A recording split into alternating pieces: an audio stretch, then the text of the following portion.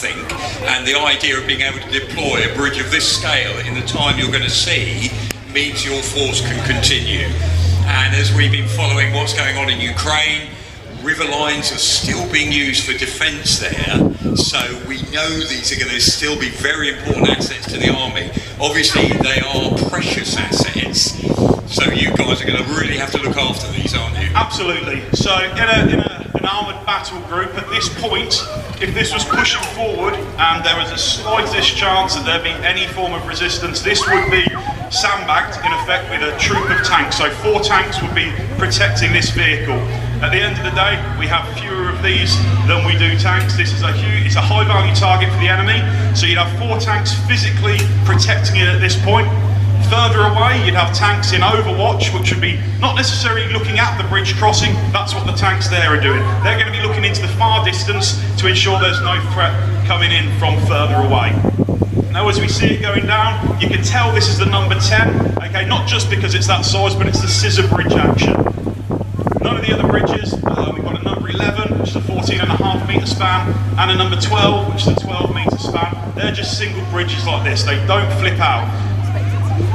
Hugely important, as mentioned, manoeuvre warfare. That's what the army focuses on at the minute, and that is what the British Army is and has traditionally been very good at. We're not the biggest army in the world, but we can move very effectively.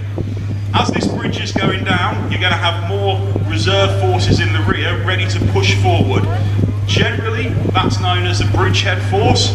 It will comprise of armoured infantry in Warriors 510s. So as soon as this bridge is down, the infantry are going to push over the bridge. They're going to push out about 500 metres to a K on the other side, set up that defence. Because they've got man-portable anti-tanks, we can set up our own anti-tank screen. We really own that. And as soon as they've gone out, the breakout force of tanks will then push over, and these will push another tactical bound over. We're creating that ring of steel, we're supporting the Titan, we're protecting it, because as soon as this is laid, this is going to disappear back, possibly pick up another bridge, or if this is secure, it'll sit close by, ready to pick up and go forward. So just an opportunity to mention, again, from our point of view, many people here will have read the news, what's going on in certainly places like Ukraine, etc.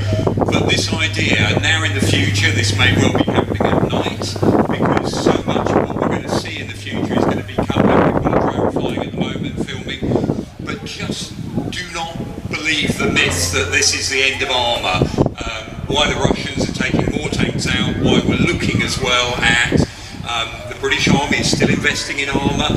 It's still a crucial thing. Just think of it, First or Second World War, when air power comes in, we are interested. You know, now the drone is our new air power.